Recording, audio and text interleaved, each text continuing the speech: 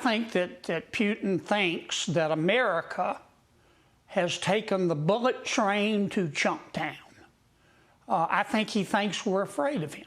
It's a big, dangerous world, and we all need to take advantage of this once-in-a-lifetime moment where Donald Trump is leading these alliances to make sure that they are ready to address all of these threats. He's determined to use both carrots and sticks to get both sides to the table in direct talks, talking about those items that we discussed to drive this to a permanent end. Trying to come to some kind of an agreement with Russian President Vladimir Putin is clearly not easy. On Friday, President Trump said a Ukraine peace deal seemed very close. But yesterday, after his meeting in Rome with Ukrainian President Volodymyr Zelensky and days of deadly Russian strikes in Ukraine, President Trump posted that maybe Putin doesn't want to stop the war and will have to be dealt with differently. Let's bring in Ivo Daalder, the former U.S. ambassador to NATO. The president is back and forth on the prospects for peace. 1 minute it seems like it's close.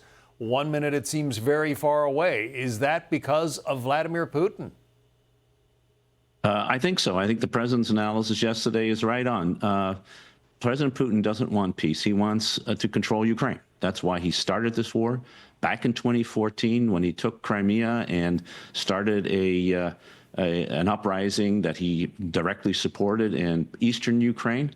And of course, what he's wanted since the full-scale invasion in February of 2022. He wants to control Ukraine, and in fact, he wants to change the European post-Cold War security order. And as long as he's not stopped from doing that, he will continue to push.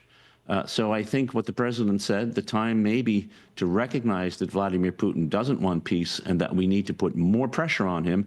That time, I hope, has now finally come. Well, you say that Vladimir Putin started the war, and he did. So why is President Trump leaning so hard on Volodymyr Zelensky to make concessions that would perhaps bring an end to the war?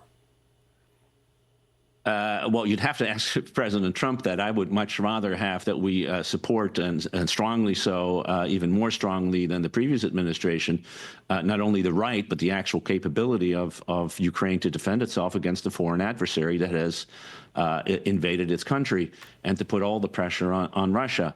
But if you want to get a peace agreement, carrots and sticks are necessary. Unfortunately, so far, the carrots seem to be only for Russia and the sticks only for Ukraine. A little rebalancing is necessary. It is clear that Ukraine will not be able to stop this war unless they have some real security guarantees that if Russia were to restart it, they would regret so. And it's also necessary for Vladimir Putin to understand that the continuation of the war comes at cost. Not just at the forbearance of things to come, but in fact on real costs that are going to be imposed today. One of those costs is to support Ukraine more in this war, because so far Vladimir Putin has not been able to achieve what he wants, which is to control all of Ukraine. Yeah. Speaking of support, President Trump has frequently said that European nations need to do more. And he seems to get agreement on that score from Mark Rutte, the NATO Secretary General. Listen.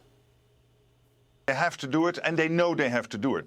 And not only because President Trump says it's fair to equalize spending with the United States. That's one reason to do it, but also because there is the ongoing threat of the Russians. I'm pretty confident we can get there, and that the summit in The Hague will be a great success for President Trump to project American power at the world stage, but also for the alliance as a whole. Would you agree that Europe needs to step up to the plate and do more to support and defend Ukraine? Well, not only to support and defend Ukraine, but frankly to support and defend itself. President Trump, like every president since Harry Truman, has pushed very hard for the Europeans to take more responsibility for their own defense. The way in which the president has done that has frankly scared many Europeans.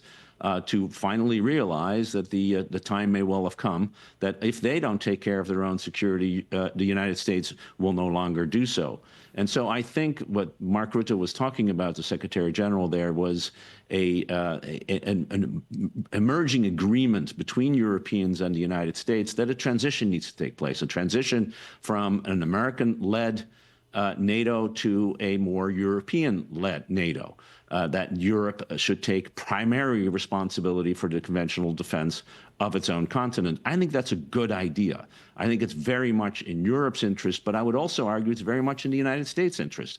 We want to have a strong NATO. We want to be a part of that NATO. We want to continue to provide the nuclear deterrent for that NATO. I would argue we would want to continue to provide the military leadership of that NATO. But the forces and the capabilities for defending Europe should increasingly come from the Europeans, and they now seem prepared to do that, spending more, but also buying more weapons, being more able to provide for their own defense. That's healthy for the alliance, it is healthy for the United States, and it's healthy for Europe. I'm wondering, when I see the staggering costs of this war from Vladimir Putin's standpoint, I'm wondering why he keeps it up. The Ukrainians have sunk one of his submarines. They've sunk basically the entire Black Sea fleet. He's closing in on 1 million casualties on the battlefield, along with thousands of tanks and rocket-propelled self-propelled howitzers and other pieces of equipment. Why does he keep going? Well, he's pretty committed to achieving what he set out to achieve, which is to reorder the European security landscape in a way that is more favorable to Russia, and of course to control and subjugate Ukraine. And he's willing to pay a big price for it. But as you say, the price he's paying is extraordinary. Up to 1 million casualties, about a third of those dead. Those are people not coming back. An economy that is now geared only towards war and not towards providing for the average citizen in Russia.